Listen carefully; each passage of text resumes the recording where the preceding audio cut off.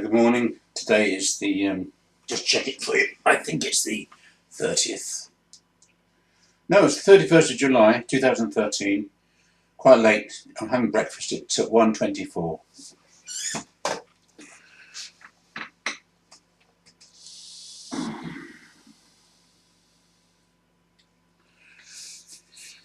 Oh.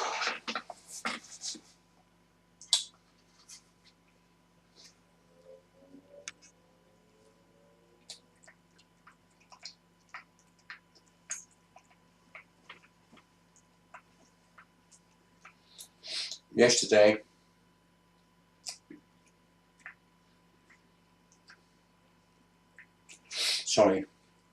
day before yesterday, when I was at the health centre,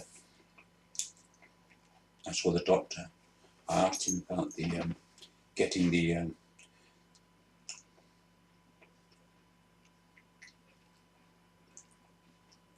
prescriptions on the internet. They've changed the system. Before you had to go to the chemist and they would renew them. I assume that somehow they get them to the doctor and the doctor has to look at them and so on. Anyway, the new system is now they're all done on the internet. That doctor wasn't very interested, or he didn't appear to understand anything about it. I found a nurse. Very, very nice she was. I think she's about 50. It's called Ahtoe. I don't know what that means. It's a nurse, I guess. And I noticed that she's actually a diabetic nurse. But she was very sympathetic. She understood everything I had to say. She was smiling at me in a very pleasant manner. I told her about the experience with the doctor. And I said, he doesn't have any bedside manner. I said, do you understand what that means? She said, yes, I do. Can I do a bit of a zoom here so you see my features, if I can zoom this a little bit. I've got to watch the honey doesn't drip. I've got honey here.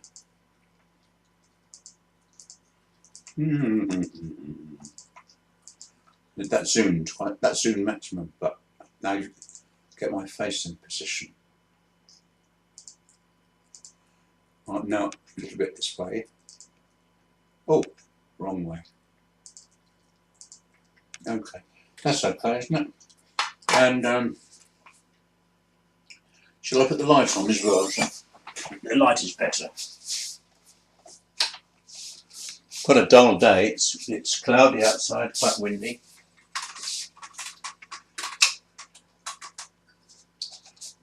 Let's have a look at that. Yeah.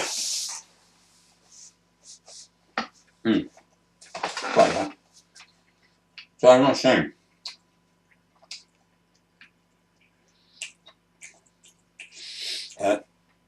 She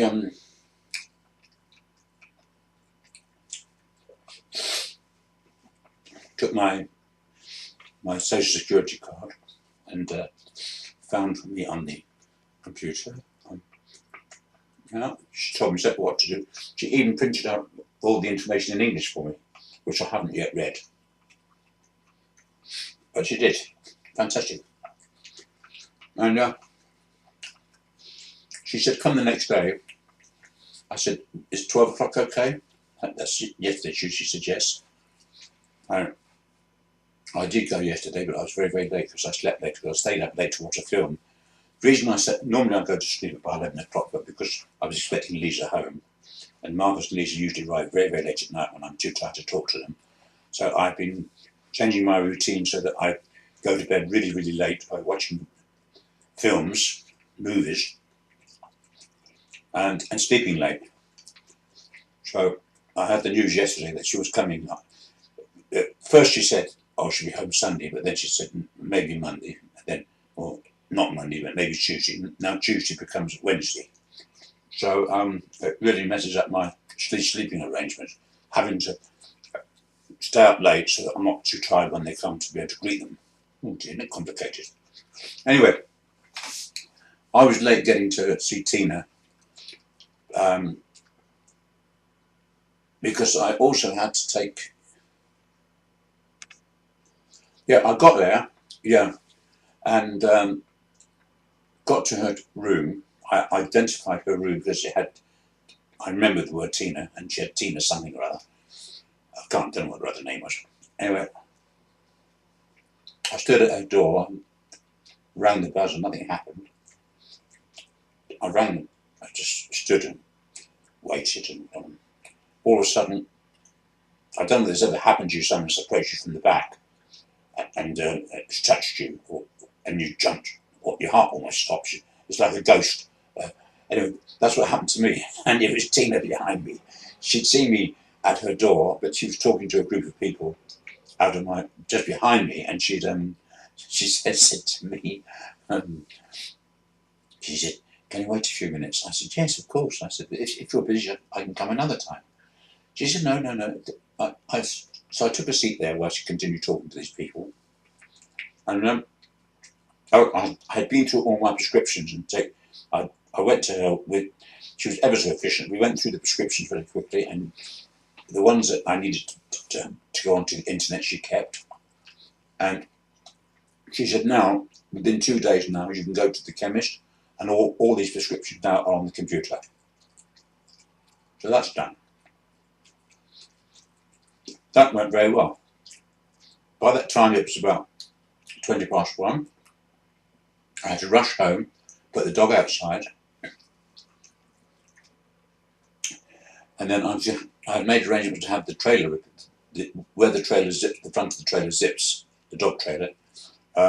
It had broken away from the fabric, and I'd been to see this guy last week that has done little repairs for me in the past, when the seat had a bit of stitching come undone, or a couple of times I've been there, and they've done the job for me. They're very nice people. There's a woman there and a man, and I usually only pay about €10. So he said, "Come next Tuesday at 1:00. So I was there about 1:20, and I said, "Can you tell me how much it's going to cost?" And he didn't say anything. Just very, very vague kind of person. And so anyway, I left it. I said, "I'll be back later then." Well, when I went back for it, it was inside his workshop. He showed me it was ready. The zip was done up, and it looked very good. I was very pleased. I wasn't quite sure how he'd repaired it. But then I said, how much is it? How much do I? Before I went, I had a little summer jacket on. I had €20 in cash in a little pocket here in my shirt, and I had also taken my wallet because I thought it could be maybe 25 or €30, in which case I would have to go to the automat to draw some cash. It's from the ATM machine, where you can get cash. But I thought the €20 would be plenty. So I said, "How much? How much do I? How much is it?" And he said, I was standing up at the time. I think I even had my crash helmet on as well. I said, how much is it? He said, Kush come into Kushi, which is 66 euros. I said, "How much?" He said, 66. I said, did you say 66? He said, "Yes, 66. I couldn't speak. I said again, 66. He said, "Yes, 66. He said it took an hour.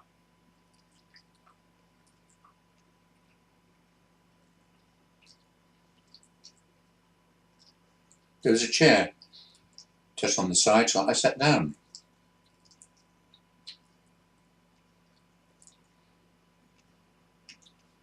I said, 66. He said, "Yeah, 66. I said, "We had builders do work in our house this for many, many weeks this year, And we only paid them 16 euros for an hour, and you want 66 euros for an hour. He didn't say anything. I said, 66? I said, I have been here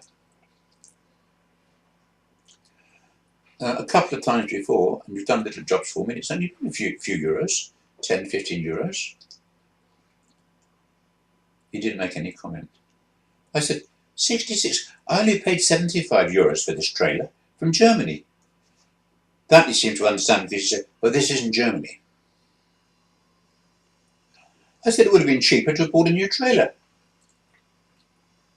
Again, there was no comment.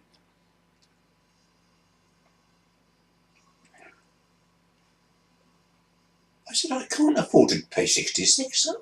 I haven't got 66.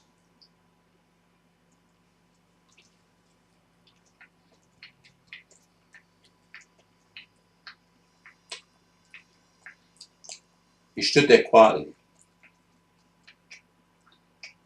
I put my hand inside my little inside breast pocket. I took out the 30 euros. Without saying anything, I gave it to him. I said, this is all I have. 20. It was 20 euros. This is all I have. I was sitting, he was standing. I put my hand up, I handed it to him and he took it. All the time I was shaking my head in disbelief. This was not an act. I really couldn't believe it.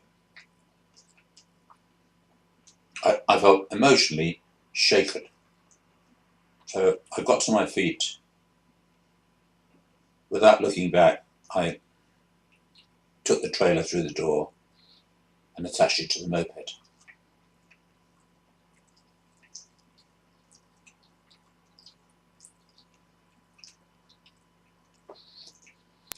I was so shaken that I decided I'd have a cup of coffee.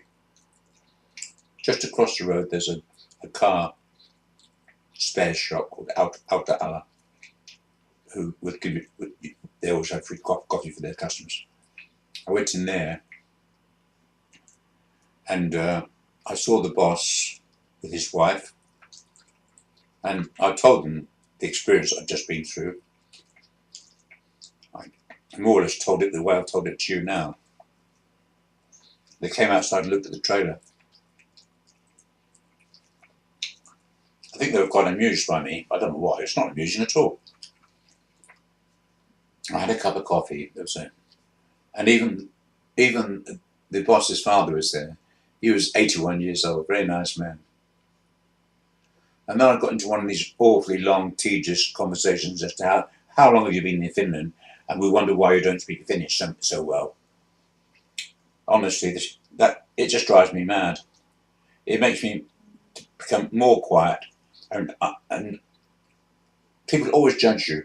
I explained to her my medical problems, that I'd been under medication since the age of 15, and that life had been a struggle, and that I couldn't remember things. My memory was so poor until 3 years ago that there was a specialist in Kuopio who diagnosed my problem, and now my stomach situation isn't so bad. It's more under control, and I don't take all this mind-bending medication, which confused me terribly. Whether they understood all that, I don't know. But I'm tired of having to make all these long explanations about my health, because they just assume you're either stupid, or you're lazy, or you don't want to learn. That's what people assume. So from now on, when they say, how long have you been living? I'm not going to tell them. I'm fed up with it. I'm 25 years here. I've had enough of answering these questions. I have, of being judged. So I left there.